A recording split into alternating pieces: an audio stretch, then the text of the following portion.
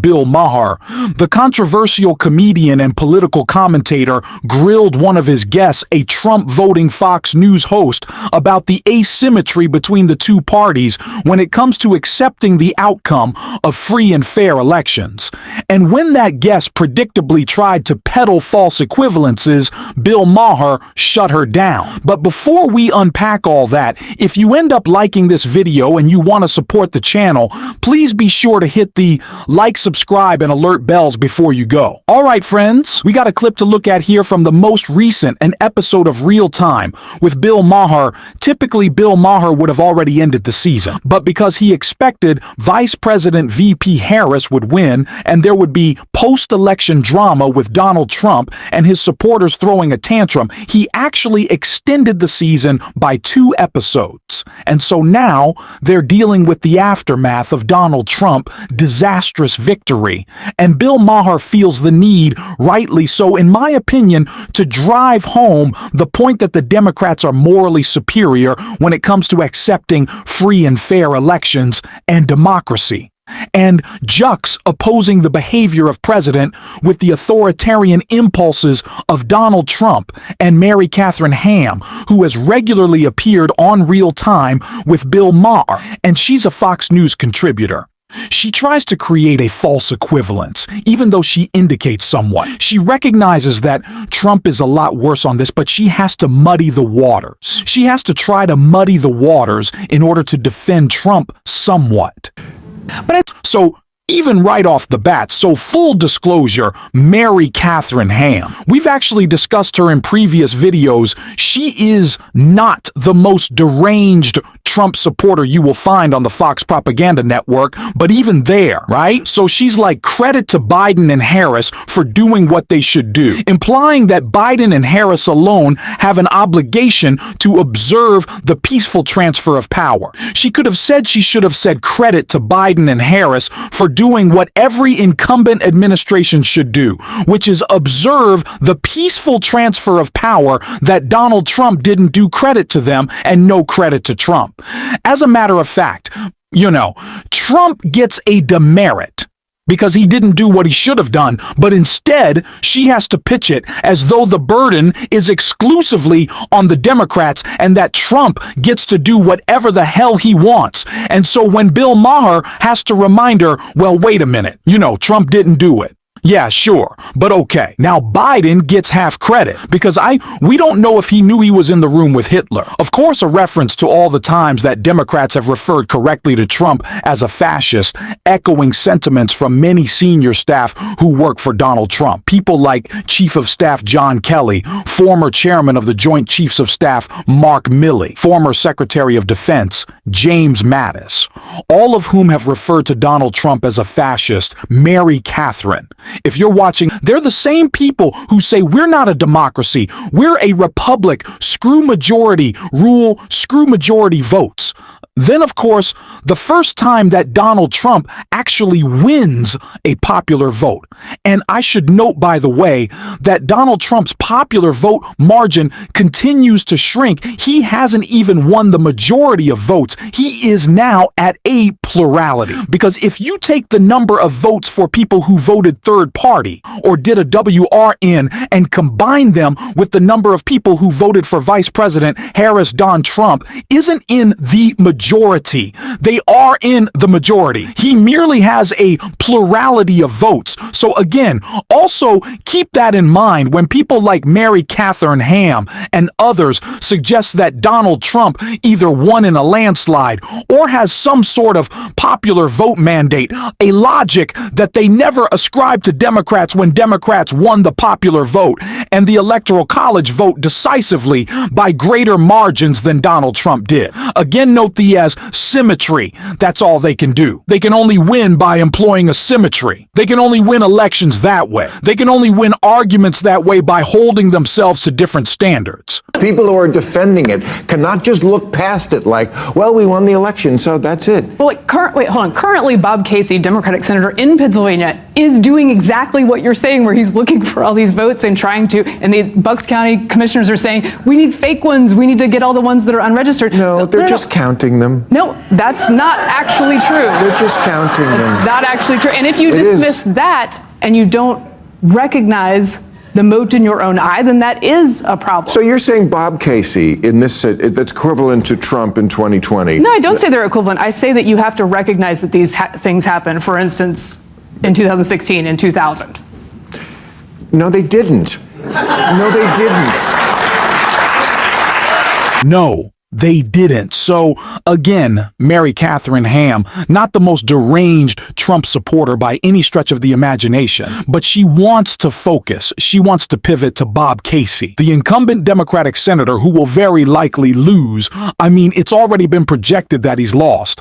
And once the final votes are tabulated, it's still very likely that he will lose the seat of Pennsylvania, okay? Against a Democrat, Republican challenger Dave McCormick at the time of recording this. There are about 85,000 votes still waiting to be counted.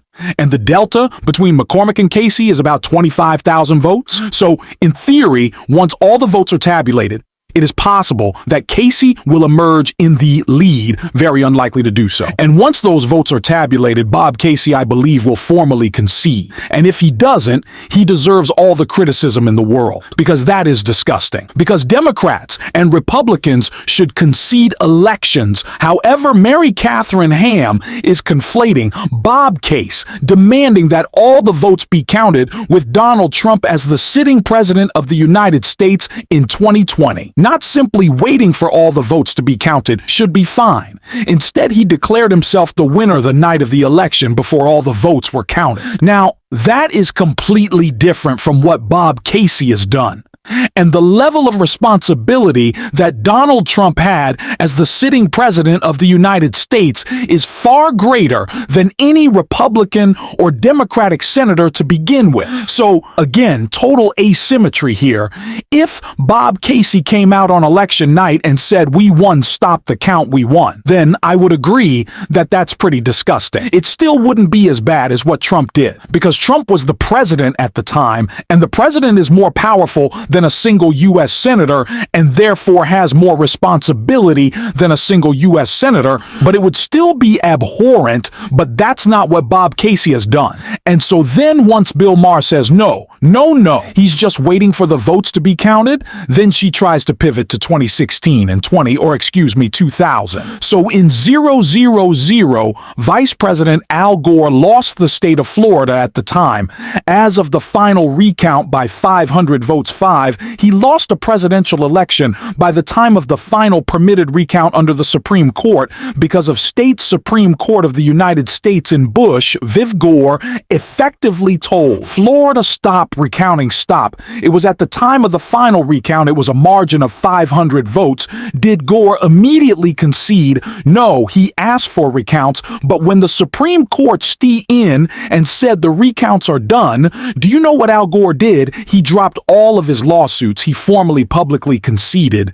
And as the sitting vice president of the United States on January 6, 2001, he presided over his own defeat. He had the GA, the gavel, in his hand. He didn't scheme with President Clinton, the incumbent Democratic president, to send fake electors to Washington, D.C. He didn't an insurrection against the United States Capitol to prevent President-elect Bush from taking office. Total asymmetry. The moral inferiority of elected Republicans on this issue is beyond question. And Mary Catherine Ham is clever, right? And again, she's not the most deranged Republican. So when Bill Maher presses around this, you can't be saying that these are equivalent. She's like, no, I'm not saying they're equivalent, but she won't bring herself to say, no, Bill, of course not. I want to be very clear for the record. What Donald Trump did was a league apart. What he did was infinitely more agree than anything that I believe has been done by Bob Casey or Al Gore or Hillary Clinton. But she can't do that. She has to muddy the waters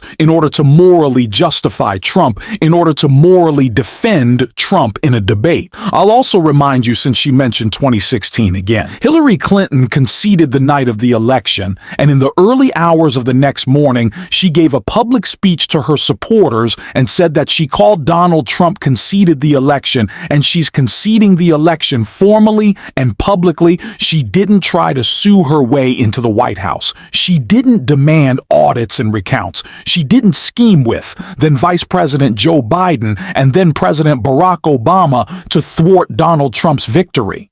She didn't foment an insurrection. She didn't send fake electors. This is the issue that people listen. Mary Catherine Ham can say there was an election, and people weighed these issues against what they felt was more immediate, more proximate economic concerns, and concerns about democracy were found wanting. She's free to make that case, but to suggest that there's an equivalence or a comparability between the two parties, that there's not an asymmetry on this issue, and then to lecture Bill Maher, you need to look at the mote in your eye. She's, of course, making a biblical reference there about how you should, cleanse the mote in your eye before pointing out the plank in others. But what she doesn't realize is she is the one with the plank in her eye. So let's follow the logic, basically. If the idea is the biblical ideas, if you have sinned or if you are flawed, you should work on correcting your own flaws before pointing out the flaws in others. Okay? That's fine. But Mary Catherine Ham is doing the same thing, and her flaws are bigger. What that biblical verse doesn't mean that the person with the log in their eye needs to be pointing out the mote in the other person's eye, because the same logic applies to them, and they're even worse. If the person with a mote shouldn't be criticizing, then the person with a log has even less credibility on the issue, and that's precisely what she's doing. So she's even butchering theology to try to make her point. This is what MAGA Republicans do. Even the ones who are not as deranged, like, again, Mary Catherine Ham, they can only function in a world where the Republicans and Donald Trump in particular are held to a different standard, where they are graded on a curve, and it's ridiculous. And Bill Maher has some terrible takes about culture, and I think he is too fixated on niche culture war issues. He's too centristy in that regard for me, but when it comes to electoral politics, he is right on the money in terms of pointing out the flaws of the Republican Party and refusing to indulge the false equivalences. And I hope as we go into this next Trump term, he continues to stay rooted on principle in that respect and refuses to indulge that sort of nonsense, even from his friends and even from his frequent guests like Mary Catherine Ham. Food for thought. In the meantime, if you guys want to help boost this video and you enjoy, you can hit that subscribe button. You can leave a like on this video, and if you're stuck around to the end, you can drop a blue heart in the comments or just say hi, thank you for your support, and until next time, I'll see you soon.